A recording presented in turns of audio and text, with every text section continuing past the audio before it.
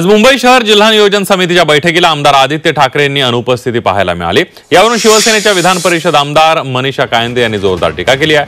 आदित्य ठाकरेंना एकनाथ शिंदेंच्या समोर बसणं अडचणीचं वाटतं का असा सवाल कायंदेने केलाय। तर आदित्य ठाकरेंचे प्रतिनिधी म्हणून सुनील प्रभू यांच्यासह उपस्थित असल्याचं सचिन अहिर यांनी म्हटलेलं आहे।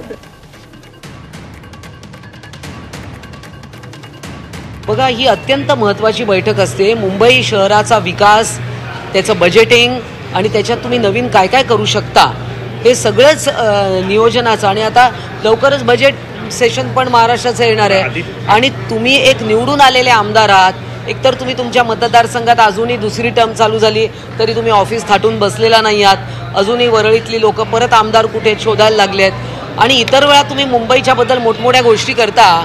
मग अशा वेळेला तुम्हाला एकनाथ शिंदेंच्या समोर बसणं अडचणीचं वाटतंय का? त्यांचे प्रतिनिधी मी आणि सुनीलजी आम्ही दोघं आहोत, म्हणजे त्याला काय वेगळं कारण नाहीये। आणि त्या मतदारसंघातले विषय सुनील शिंदेजींनी घेतले, मुंबई शहराशी संबंधित विषय, आरोग्य असेल, शिक्षणाच्या बाबतीत असेल, ब्रिजेसच्या बाबतीत असेल किंवा इन्फ्रास्ट्रक्चरच्या बाबतीत मांडण्याचं काम मी केलेलं आहे। तर त्यांचे सूचना काल स्वतः त्यांनी आम्हाला या बाबतीतल्या काही सूचना दिल्या होत्या किंवा केल्या होत्या। मला असं वाटतं त्यात काय वेगळा अर्थ नाही।